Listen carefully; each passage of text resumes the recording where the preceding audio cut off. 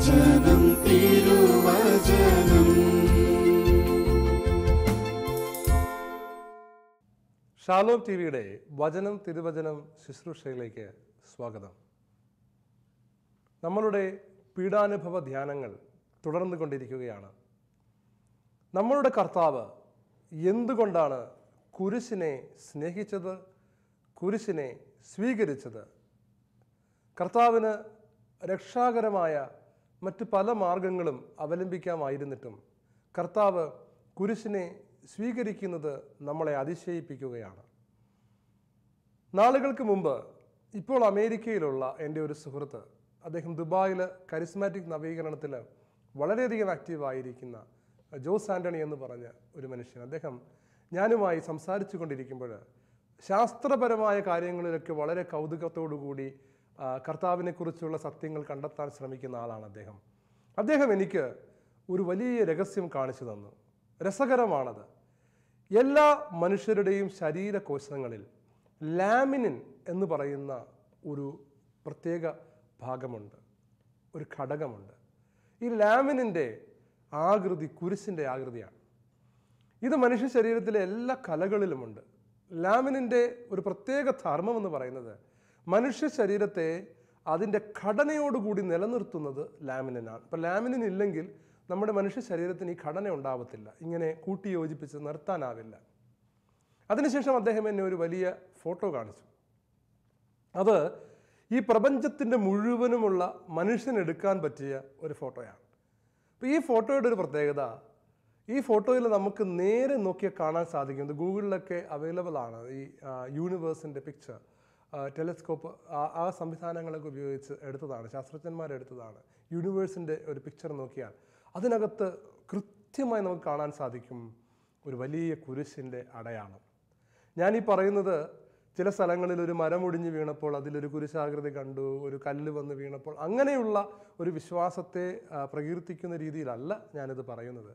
ഞാനിത് പറയാൻ ഒരു പ്രധാനപ്പെട്ട കാരണം, ലോകത്തിൽ എവിടെയെങ്കിലും ഒരു വലിയ സംവിധാനത്തെ മുഴുവൻ കൂട്ടിച്ചേർക്കുവാനായി ദൈവം ആഗ്രഹിച്ചപ്പോഴൊക്കെ അവിടുന്ന് അതിൻ്റെ മധ്യത്തിൽ അതിനു വേണ്ടി ഒരു കുരിശാകൃതിയിലുള്ള ഒരു സംവിധാനത്തെ തിരഞ്ഞെടുക്കുന്നുണ്ട്. ലാമിനിൻ എന്ന് പറയുന്നത് മനുഷ്യ ശരീരത്തെ കൂട്ടിയോജിപ്പിച്ച് നിർത്തുന്ന കോശത്തിലെ ഒരു ഘടകമാണെങ്കിൽ, പ്രപഞ്ചത്തെ മുഴുവൻ യോജിപ്പിച്ച് നിർത്തുന്ന ഘടനയിലും ഒരു കുരിശിൻ്റെ ഒരു അടയാളം നമുക്ക് കാണുവാൻ സാധിക്കുന്നു. നമുക്കറിയാം, കുരിശ് കൂട്ടിയോജിപ്പിച്ച് നിർത്തുവാൻ പറ്റിയ ഒരു ആകൃതി തന്നെയാണ്. അതുകൊണ്ടാണോ യേശു ലോകത്തെ മുഴുവൻ കൂട്ടിയോജിപ്പിക്കുവാൻ വേണ്ടി, മനുഷ്യരെ മുഴുവൻ സ്വർഗവുമായി കൂട്ടിയോജിപ്പിക്കുവാൻ വേണ്ടി തൻ്റെ രക്ഷാകര പദ്ധതി തിരഞ്ഞെടുത്തപ്പോൾ മറ്റൊരു മാർഗവും ഒരാകൃതിയും തിരഞ്ഞെടുക്കാതെ കുരിശാകൃതി തന്നെ തിരഞ്ഞെടുത്തത് എന്ന് രസകരമായി നമുക്ക് ഒന്ന് ചിന്തിക്കേണ്ടി വരും. ഒരു വചനം ഞാൻ വായിക്കുകയാണ്. കൊളോസോസുകാർക്ക് എഴുതിയ ലേഖനത്തിൽ 1-ാം അധ്യായം 20-ാം വാക്യം. സ്വർഗത്തിലും ഭൂമിയിലുമുള്ള എല്ലാ വസ്തുക്കളെയും അവനിലൂടെ അവിടുന്ന് തന്നോട് അനുരഞ്ജിപ്പിക്കുകയും അവൻ കുരിശിൽ ചിന്തിയ രക്തം വഴി സമാധാനം സ്ഥാപിക്കുകയും ചെയ്തു. പ്രിയമുള്ളവരെ, സ്വർഗത്തിലും ഭൂമിയിലുമുള്ള എല്ലാ വസ്തുക്കളെയും അവനിലൂടെ അവിടുന്ന് തന്നോട് അനുരഞ്ജിപ്പിച്ചത് ഈ കുരിശാകൃതിയിലൂടെയാണ്. മുഴുവൻ പേരെയും തന്നിലേക്ക് ചേർത്ത് വെച്ചത് ഈ കുരിശാകൃതിയിലൂടെയാണെന്നറിയുമ്പോൾ കുരിശിന് അനുരഞ്ജിപ്പിക്കുവാനും ചേർത്ത് വയ്ക്കുവാനുമുള്ള അസാധാരണമായ ആ ഒരു കൃപ യേശു തൻ്റെ മരണത്തിലൂടെ നേടിക്കൊടുത്തു എന്ന് നമ്മൾ മനസ്സിലാക്കുകയാണ്. പ്രിയമുള്ളവരെ, ഇന്ന് രസകരമായിട്ടുള്ള സംഗതി, ഒരു പക്ഷേ കുരിശ് ഇഷ്ടമില്ലാത്തവരും കുരിശിൻ്റെ പടം കണ്ടാൽ മായ്ച്ചു കളയുന്നവരും ഒക്കെയായ, കുരിശിൽ വിശ്വസിക്കാത്തവരുമൊക്കെയായ ഏത് മനുഷ്യർക്ക് പോലും അവരുടെ ശരീരത്തിലെ ഈ കുരിശാകൃതി, തങ്ങളെ കൂട്ടിയോജിപ്പിക്കുന്ന ഈ കുരിശാകൃതി, ഈ പ്രപഞ്ചത്തിലെ കുരിശാകൃതി മായ്ച്ചു കളയാനാവില്ല എന്നതാണ്. ഇത് വളരെ രസകരമായ ഒരു കാര്യമാണ്. എന്നാൽ ഞാൻ ബൈബിളിലെ യേശു കുരിശിൽ കയറുന്നതിന് മുൻപ്, യേശു കുരിശിൽ മരിക്കുന്നതിന് മുൻപ് വിശുദ്ധ ഗ്രന്ഥത്തിൽ ചില കുരിശടയാളങ്ങൾ വരച്ചു ചേർത്തിരിക്കുന്നത് നിങ്ങളെ ഒന്ന് കാണിക്കുവാൻ ആഗ്രഹിക്കുകയാണ്. അബ്രഹാമിനെ കുറിച്ച് ഉൽപ്പത്തി പുസ്തകത്തിൽ 13-ാം അധ്യായം 17-ാം വാക്യത്തിൽ ഇങ്ങനെ പറയാം. ദൈവം അബ്രഹാമിനോട് പറഞ്ഞു, എഴുന്നേറ്റ് ഈ ഭൂമിക്ക് നെടുകയും കുറുകയും നടക്കുക, അത് നിനക്ക് ഞാൻ നൽകും. പ്രിയമുള്ളവരെ, അബ്രഹാം താൻ സ്വന്തമാക്കുവാനായി തനിക്ക് അവകാശമായി ദൈവം നൽകിയിരിക്കുന്ന ഭൂമിയുടെ നെടുകയും കുറുകയും നടക്കുകയാണ്. അപ്പോൾ ഏത് അടയാളമാണ് അവിടെ വീഴുന്നത്? അതൊരു കുരിശടയാളമാണ്. തനിക്ക് ദൈവം നൽകിയിരിക്കുന്ന ഭൂമിയുടെ മേൽ കുരിശടയാളം വരച്ചുകൊണ്ടാണ് അബ്രഹാം അതിനെ വരവേൽക്കുന്നത്. വേറൊരു സ്ഥലത്ത് മോശ ഒരു കുരിശടയാളമായി തീരുന്ന ഒരു കാഴ്ച നമുക്ക് കാണുവാനായിട്ട് സാധിക്കുന്നുണ്ട്. പുറപ്പാടിൻ്റെ പുസ്തകം 17-ാം അധ്യായത്തിൽ അമലേക്യരുമായി ഇസ്രായേൽ ജനം യുദ്ധം ചെയ്യുകയാണ്. യുദ്ധം ചെയ്യുന്ന സമയത്ത് മോശ ഒരു മലയുടെ മുകളിൽ കയറി 2 കൈകളും വിരിച്ച് മുട്ടുകുത്തി നിന്നു. 2 കൈകളും വിരിച്ച് പിടിച്ച് പ്രാർത്ഥിച്ചുകൊണ്ട് നിൽക്കുകയാണ്. പ്രിയമുള്ളവരെ, ഈ കൈകൾ തളർന്നപ്പോൾ അനുയായികൾ ഈ കൈകൾ ആ ആകൃതി നഷ്ടപ്പെടാതിരിക്കുവാൻ വേണ്ടി ഉയർത്തിപ്പിടിക്കുകയാണ്. ഇങ്ങനെ ഒരു മനുഷ്യൻ ഒരു മലയുടെ മുകളിൽ നിൽക്കുകയാണെങ്കിൽ ദൂരെ നിന്ന് നോക്കുന്ന ശത്രുവിനാകട്ടെ മിത്രത്തിനാകട്ടെ ആ മനുഷ്യരൂപത്തെ ഏതടയാളത്തിൽ കാണും? ഒരു കുരിശടയാളത്തിലാണ് കാണുക. മോശ സ്വയം ഒരു കുരിശടയാളമായി തീർന്ന് ദൈവസന്നിധിയിൽ നിൽക്കുകയാണ്. അദ്ദേഹത്തിൻ്റെ കൈകളിൽ ദൈവത്തിൻ്റെ വടി ഉണ്ടായിരുന്നതായിട്ട് പറയുന്നുണ്ട്. ഈ വടിയെക്കുറിച്ച് നമുക്കറിയാം. കർത്താവിൻ്റെ കുരിശിനോടാണ് ഈശോ തന്നെ ഈ വടിയെ ഉപമിക്കുന്നത്. പ്രിയമുള്ളവരെ, നമ്മളുടെ രക്ഷാകര ധ്യാനത്തിൽ നമ്മൾ ഓർമ്മിക്കേണ്ടത് മോശ ഈ മലയുടെ മുകളിൽ കുരിശാകൃതിയിൽ സ്വയം കുരിശാകൃതിയായി നിന്നുകൊണ്ട് ദൈവസന്നിധിയിൽ നിന്നിട്ട് ഈ ജനം ജയിച്ചപ്പോൾ അവൻ പറഞ്ഞത്, ഞാൻ കർത്താവിൻ്റെ പതാക അടയാളം കൈകളിൽ ഏന്തി എന്നാണ്. അങ്ങനെ മോശ ആ സ്ഥലത്തിന് യാഹ്വേ നിസ്സി, അതായത് കർത്താവിൻ്റെ ബാനർ ഓഫ് ദി ലോർഡ് എന്ന് പേരിട്ടുവെന്നാണ്. കർത്താവിൻ്റെ പതാക, കർത്താവിൻ്റെ അടയാളം അത് പേറി നിൽക്കുമ്പോൾ മനുഷ്യരുടെ ശക്തിയാലല്ല, സൈന്യത്തിൻ്റെ ബലത്താലല്ല, നമ്മൾ വിജയം നേടുക തന്നെ ചെയ്യും എന്ന വ്യക്തമായ ഒരു സൂചന മോശയുടെ ജീവിതത്തിലൂടെ നമുക്ക് കർത്താവ് തരികയാണ്. എന്നിട്ട് മോശ പറയുകയാണ്, പുറപ്പാട് 17, 15, 16, കർത്താവിൻ്റെ പതാക കയ്യിലെടുക്കുവൻ, തലമുറ തോറും കർത്താവ് അമലേക്കിനെതിരായി യുദ്ധം ചെയ്തുകൊണ്ടിരിക്കും. അമലേക്കരുമായിട്ടുള്ള യുദ്ധം കഴിഞ്ഞു. അതാ മോശയും കൂട്ടിന് പോവുകയാണ്. അവർ വിജയിച്ചു. എന്നാൽ മോശ പറയുകയാണ്, നിൽക്കാൻ പോകുന്നില്ല.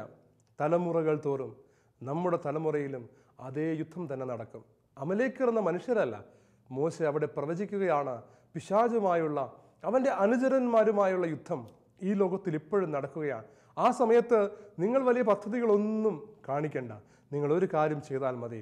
ആ കർത്താവിൻ്റെ ബാനർ, കർത്താവിൻ്റെ അടയാളം നിങ്ങളുടെ കൈകളിൽ എടുക്കണം. ആ അടയാളമാണ് കുരിശ്. സ്വയം കുരിശടയാളമായി, സ്വയം കുരിശായും കർത്താവിൻ്റെ കുരിശ് കൈകളിലേന്തിയും കുരിശിൻ്റെ ഉറപ്പിലും നമ്മൾ ഈ ലോകത്തെ നേരിടുകയാണെങ്കിൽ അമലേക്കരുമായി നമ്മുടെ തലമുറ, അമലേക്കുമായി നമ്മുടെ തലമുറ നടത്തിക്കൊണ്ടിരിക്കുന്ന യുദ്ധത്തിൽ നമുക്കും കർത്താവ് വിജയം തരും. ഈ ലോകത്തിൽ കർത്താവിനെതിരായി പ്രവർത്തിക്കുന്ന ഒരു സമൂഹം അവരെത്ര വലിയ ശക്തിയുള്ളവരാണെങ്കിലും അവർക്ക് വിജയം വരുമെന്ന് നമുക്കെല്ലാം തോന്നുകയാണെങ്കിലും അവർ അംഗബലത്തിലും സൈന്യബലത്തിലും വലുതാണെന്ന് നമുക്ക് തോന്നുകയാണെങ്കിലും പ്രിയമുള്ളവരെ, കർത്താവിൻ്റെ കുരിശ് കൈകളിലെടുക്കുമെങ്കിൽ തീർച്ചയായും നമുക്ക് വിജയം ലഭിക്കുക തന്നെ ചെയ്യും. നമുക്കറിയാം, കോൺസ്റ്റന്റൈൻ ചക്രവർത്തിയുടെ മാനസാന്തരത്തിന് കാരണമായി തീർന്ന ഒരു സംഭവം. അദ്ദേഹം തൻ്റെ പതാകയിൽ കുരിശടയാളം ഇട്ടുകൊണ്ട് അദ്ദേഹം തൻ്റെ പരിചകളിലുമെല്ലാം കുരിശടയാളം വരച്ചുകൊണ്ട് കുരിശടയാളത്തോടു കൂടി തൻ്റെ രാജ്യത്തിന് വേണ്ടി ഇറങ്ങുവാൻ സ്വപ്നത്തിൽ ലഭിച്ച ഒരു നിർദ്ദേശമനുസരിച്ച് തയ്യാറായി. ആ യുദ്ധമാണ് കോൺസ്റ്റന്റൈൻ ചക്രവർത്തിക്ക് അപ്രതീക്ഷിതമായ വിജയം നൽകുന്നത്. തൻ്റെ ഒരു കഴിവോ മികവോ കൊണ്ടല്ലാതെ അത്ഭുതകരമായി സ്വർഗം നേടിത്തന്ന ഒരു യുദ്ധമാണ് ഇതെന്ന് മനസ്സിലായതോടുകൂടി അദ്ദേഹത്തിന് കുരിശിൻ്റെ അടയാളത്തിൻ്റെ ശക്തി വളരെ ശക്തമായി മനസ്സിലാവുകയായിരുന്നു. യേശു തൻ്റെ ലോകത്തിലെ ജനതയ്ക്ക് രക്ഷ നൽകുവാൻ വേണ്ടി സ്വീകരിച്ച ആ അടയാളം ഒരു കാലഘട്ടത്തിൽ മരണത്തിൻ്റെയും പരാജയത്തിൻ്റെയും അടയാളമായിരുന്നു. എന്നാൽ നമ്മുടെ കർത്താവ് അതിന്മേൽ കയറി കിടന്നു. അവൻ അവിടെ നിന്ന് ഇറങ്ങി മാറിയപ്പോൾ ആ കുരിശ് അപ്പോൾ മുതൽ രക്ഷയുടെ, വിജയത്തിൻ്റെ, വിമോചനത്തിൻ്റെ അടയാളമായി തീരുന്ന ഒരു കാഴ്ചയാണ് നമ്മൾ കാണുന്നത്. നമുക്ക് എന്തിൻ്റെ മേലാണ് വിജയം നേടേണ്ടത്? പ്രപഞ്ച ശക്തികളുടെ മേലാണോ? ഈ ലോകത്തിലെ പൈശാചിക ബന്ധനങ്ങളുടെ മേലാണോ? സാമൂഹികമായിട്ടുള്ള പോരാട്ടങ്ങളിലാണോ? കർത്താവിൻ്റെ കുരിശാണ് നമ്മൾ കൈകളിൽ എടുക്കേണ്ടത്. യേശുവിൻ്റെ കുരിശ് എനിക്ക് ജയം തരും എന്ന ചിന്തയാണ് നമ്മൾ ഹൃദയത്തിൽ ഏന്തേണ്ടത്. അല്ലാതെ മാനുഷികമായ പദ്ധതികൾ കൊണ്ടും എൻ്റെ കഴിവ് കൊണ്ടും ഞാൻ ജയിക്കുമെന്നല്ല.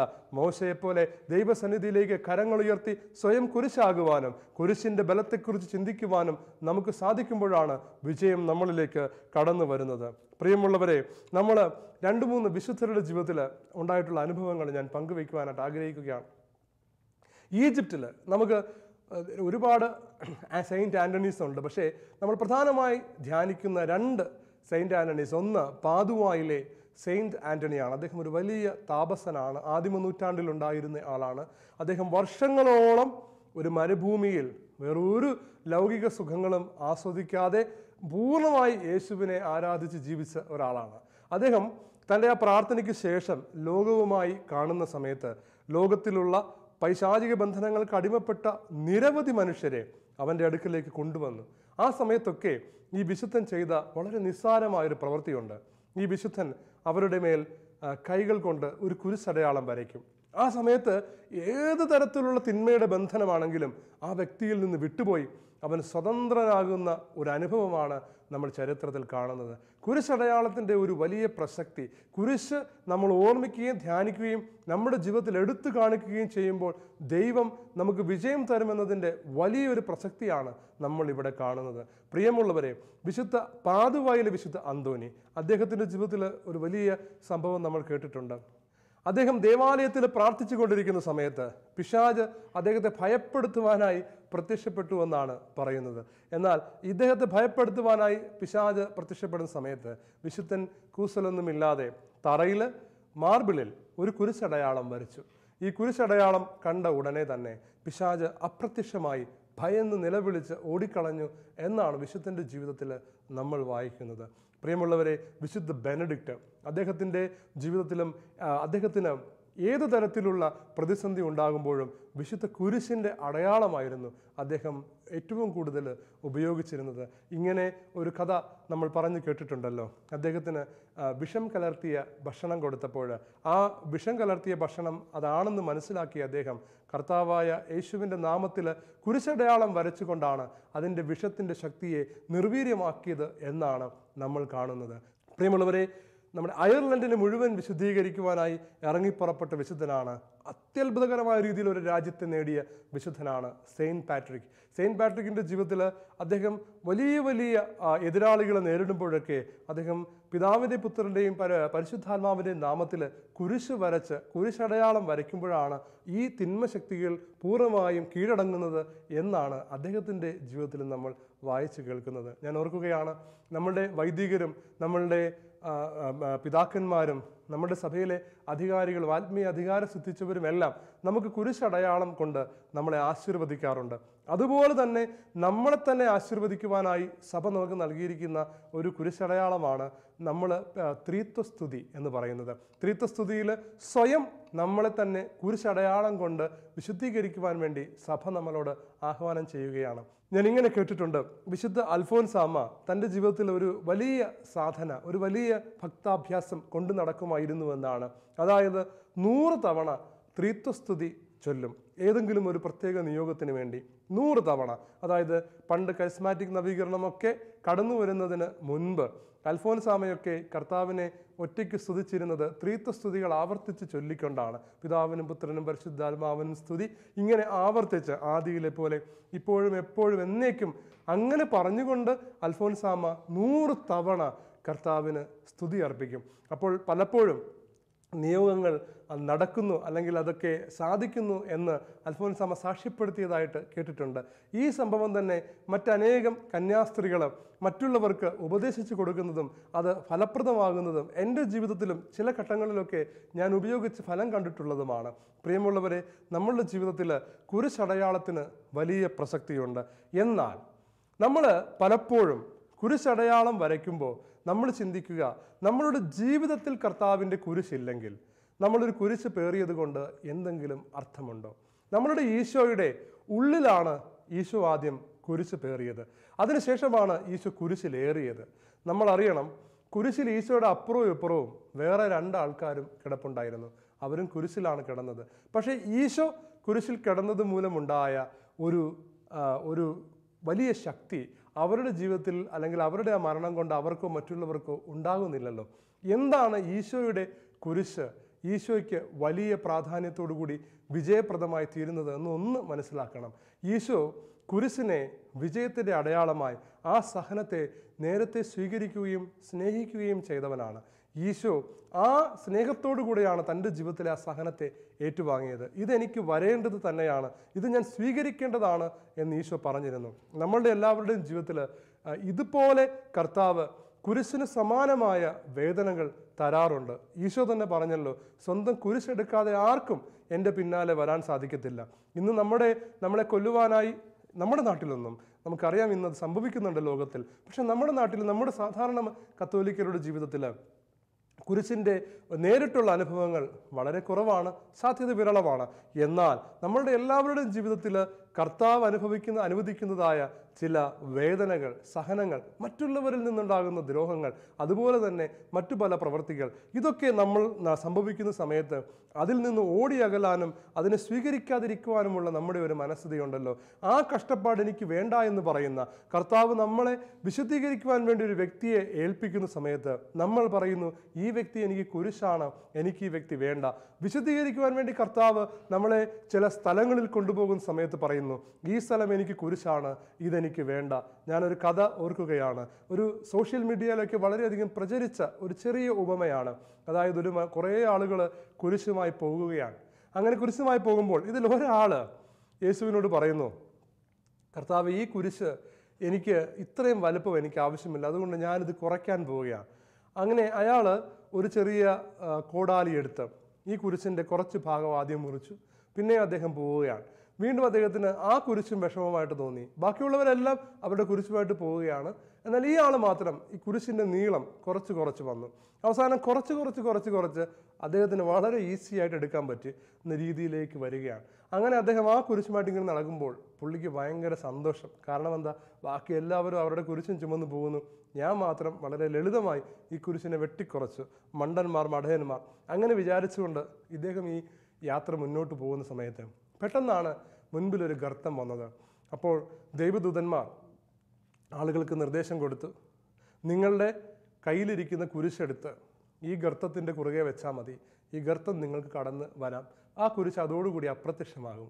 പ്രിയമുള്ളവരെ, ആ കൂടെ വന്ന സകല മനുഷ്യരും അവരുടെ കയ്യിലുണ്ടായിരുന്ന ഓരോ വലിയ കുരിശുകളെടുത്ത് ഗർത്തത്തിന് കുറുകെ വയ്ക്കും. അവർ ആ കുരിശിലൂടെ ഓടി അപ്പുറത്ത് പോകും. അവരുടെ കുരിശ് അപ്രത്യക്ഷമാകും.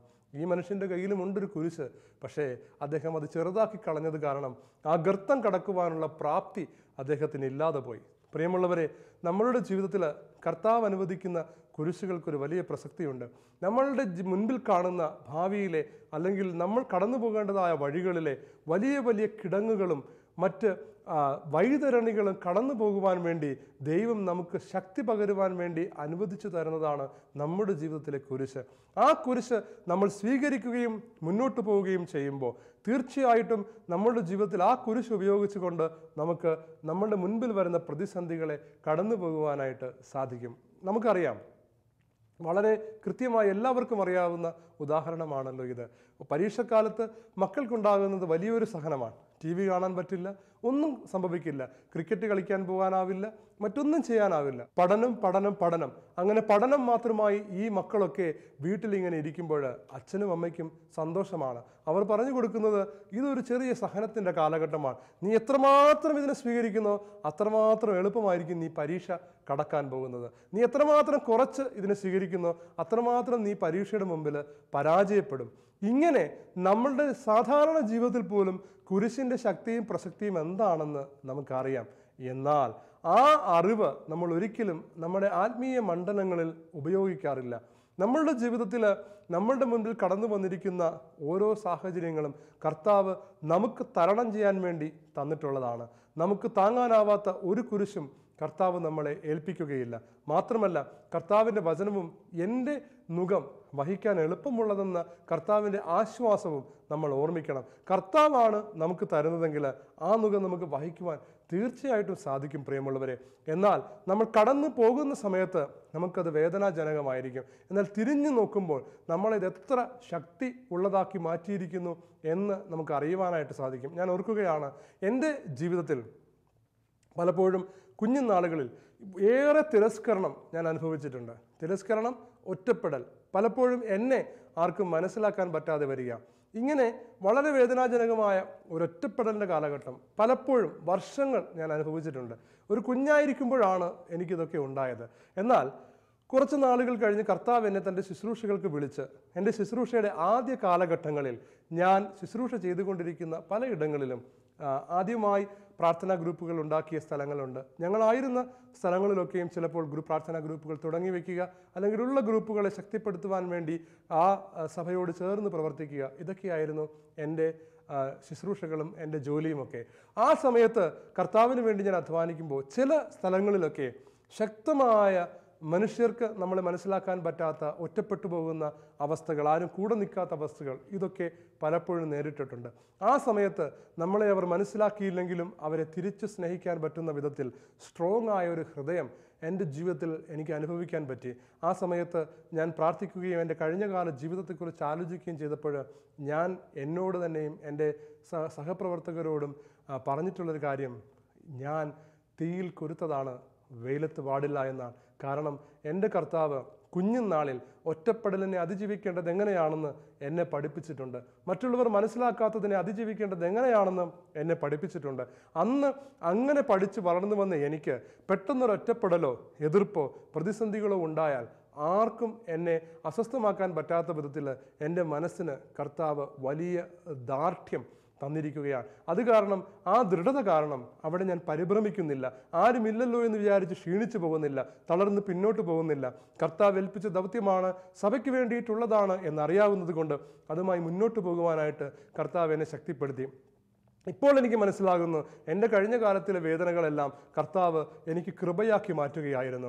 എന്നെ ആ ശക്തമായ മേഖലകളിലേക്ക് കടത്തിവിടുവാൻ വേണ്ടി ഒരുക്കുകയായിരുന്നുവെന്ന് ഇസ്രായേൽ ജനത്തിൻ്റെ ജീവിതത്തിലും നമുക്ക് കാണുവാൻ സാധിക്കും. വലിയൊരു രാജ്യം പണിയുവാനുള്ള കൃപ കിട്ടുവാൻ വേണ്ടി ഒരു വലിയ രാജ്യത്തിലെ എല്ലാ മേഖലകളിലും പണി ചെയ്യുന്ന അടിമകളാക്കി ദൈവം അവരെ നിയോഗിക്കുകയാണ്. അവർക്കൊരു രാഷ്ട്രം മുഴുവൻ നിർമ്മിക്കേണ്ടത് എങ്ങനെയെന്ന് കൃത്യമായ ഒരു സമൂഹമെന്ന നിലയിൽ അറിവ് കിട്ടി. ഈജിപ്തുകാർ എല്ലാ സ്ഥലങ്ങളിലും അവരെ അടിമകളാക്കി വെച്ചുകൊണ്ട് രാഷ്ട്ര നിർമ്മാണം അവർ പഠിക്കുവാൻ ഇടവന്നു. പ്രിയമുള്ളവരെ, അവർക്ക് പ്രതിസന്ധികളെ നേരിടുവാനുള്ള കായികമായ കരുത്ത് വന്നു. മരുഭൂമിയിലൂടെ യാത്ര ചെയ്യുവാനുള്ള വലിയ ശേഷി വന്നു. ഇതെല്ലാം ഈ ഈജിപ്റ്റ് ദേശത്തെ അടിമത്തത്തിൽ നിന്ന് അവർ ആർജിച്ചതാണ്. നമ്മളുടെ ജീവിതത്തിലെ കുരിശുകൾ കടന്നു വരുമ്പോൾ ഒരു കാര്യം അറിയുക, കർത്താവ് ഭാവിയിലെ ഒരു വലിയ കിടങ്ങിനെ കടക്കുവാനുള്ള കരുത്താണ് എന്നിലേക്ക് പകർന്നുകൊണ്ടിരിക്കുന്നത്. അതുകൊണ്ട് ദൃഢനിശ്ചയത്തോടെ നേരിടുക. ഈ കുരിശ് നിനക്ക് വിജയത്തിന് കാരണമാകും. നിന്നെ തകർക്കാനല്ല, നിന്നെ ഉയർത്താനാണ് നിന്റെ ജീവിതത്തിലെ സഹനങ്ങൾ. നിന്നെ വിജയശ്രീലാളിതനാക്കുവാനാണ്, നിന്നെ വിജയം കൊണ്ട് മൂടുവാനാണ് ഈ കുരിശ്. നീ കുരിശിൻ്റെ പതാക, വിജയത്തിൻ്റെ പതാക കൈകളിൽ എടുക്കുക.